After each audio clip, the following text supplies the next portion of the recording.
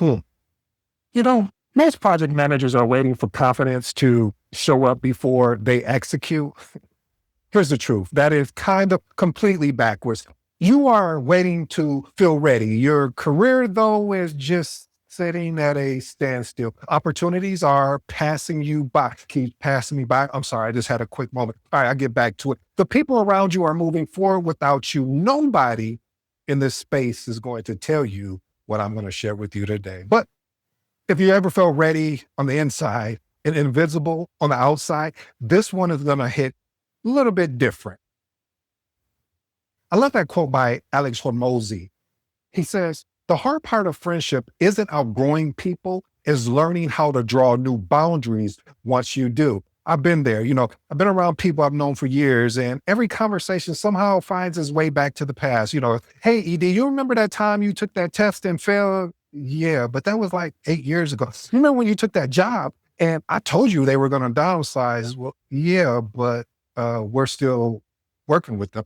Yeah, every time I got around certain people, they were talking to a version of me that didn't exist anymore. Growth will force you into uncomfortable decisions. You see, I said decisions, not choices, because not everybody is built for where you're going. The hardest part isn't leaving people behind. It's accepting that you've already outgrown the version of yourself they're trying to hold on to. And at some point, you have to be okay with the fact everybody will not be able to go with you. That is not personal. That's growth.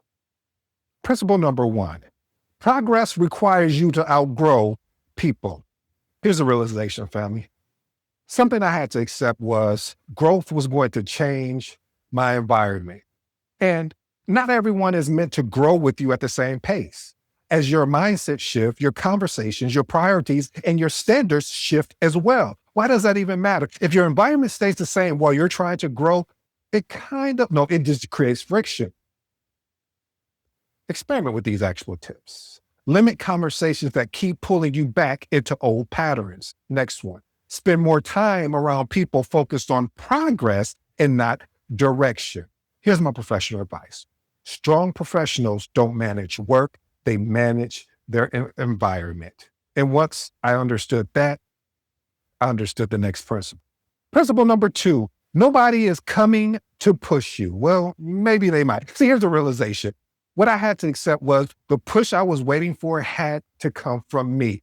Only me. I love what Eric Thomas has about you versus you, meaning it is you versus you. I mean, there's nothing else in between. If you don't do it, there's not going to be someone that's going to call you to say, hey, get up this morning. You could have an accountability partner, but they can only hold you accountable for what you said you wanted out of life or what you wanted to do.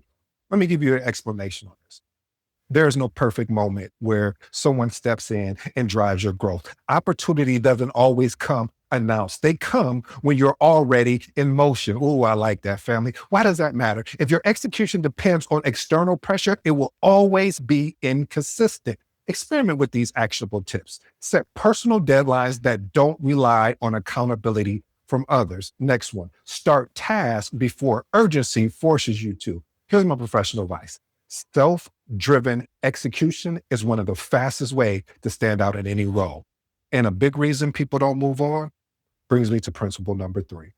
The right time is a lie. Yes, I did say it. It is a lie. See, I had to realize that. I was using timing as an excuse to stay comfortable. We know the excuses. Well, I'm going to wait until I get that camera in order to actually record an episode. Or I'm going to wait until I do a podcast because, I need the right equipment. Lie. See, the point of it all is that we find a way to use a lie because it makes us comfortable. But if we decided, no. If we decided that we didn't want to live that lie and said, we're going to be uncomfortable, even though we don't have all the steps in the way. Let me break it down for you this way. There will always be something missing, more clarity, more confidence, more experience, but waiting doesn't solve that. It actually delays exposure. Why does it matter? If you don't gain confidence before action, you gain it because of action. Ooh, that's a shout moment right there. Here's 2 actionable tips I'd love for you to experiment with. Start before you feel fully ready. Next one, put a time limit on preparation and just move afterwards. I don't mean go I don't mean don't plan. I'm telling you to plan, but I'm saying there's only so much planning you can do. It's time to go and execute. Here's my professional advice. In projects, delayed action often creates bigger risk than imperfect action. I'd like you to think on that for a moment. And this connects directly into our next principle. Principle number 4, clarity comes from movement. Oh, we about to do something. See, something that changes how I operated. I stopped waiting for clarity before I started. I just got started and I started figuring out clarity along in the journey. See, clarity is built through action. Each step gives you feedback that thinking alone will never do. Why is this important? If you wait for full clarity, you'll delay momentum. And momentum is actually what gives you that drive towards progress.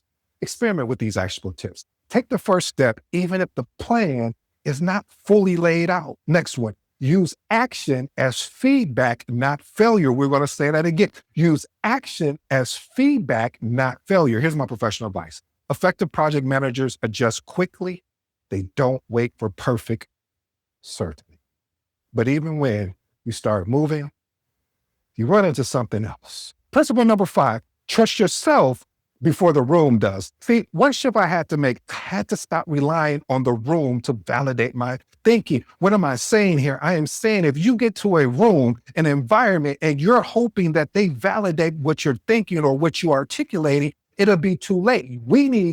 I need to, you need to just step into the environment and know your stuff already and articulate it with confidence. See, here's an explanation.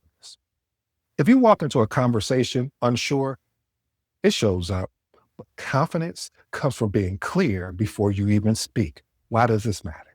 Hesitation reduces influence, even when your point is actually correct. So experiment with these actionable tips. Decide your position before entering meetings. Next one, communicate clearly without over-explaining yourself. Here's my professional advice. Confidence in delivery often determines how your message is kind of actually received.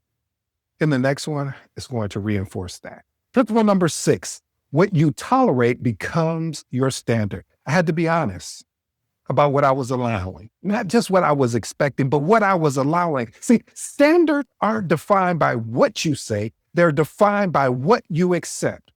Why does that even matter? If you tolerate misalignment or low quality, it becomes normalized. So I want you to experiment with these actual tips.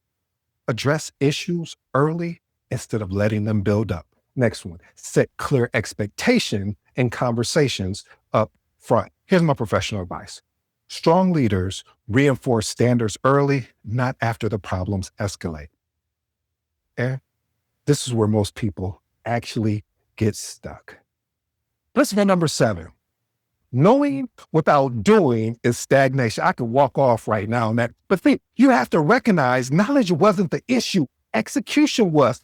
You can rely on frameworks, processes, strategies. You can read the Magnetic Project Manager book, shameless plug. But without action, nothing actually changes. You have to execute. You have to step into it and learn and make mistakes, because from those mistakes, this is where growth happens. So let me explain why this matters. Information without execution creates frustration, not actual forward momentum or progress at all. So experiment with these actual tips. Apply one concept immediately instead of collecting more. Next one, reduce content consumption if it's not leading to action. Here's the truth, family. So when people say that they are waiting to feel confidence, what they're really actually saying is they are waiting to execute. At some point, you have to stop waiting to feel ready and start doing the things that actually build confidence. Because confidence isn't something you find. It is actually something that you earn. If this episode resonated with you, don't just listen to it. Pick one of these principles and apply it this week. Send this to someone who actually needs this help. I go by the name of ED. For all you smart and intelligent folks out there, hey, that just simply means air.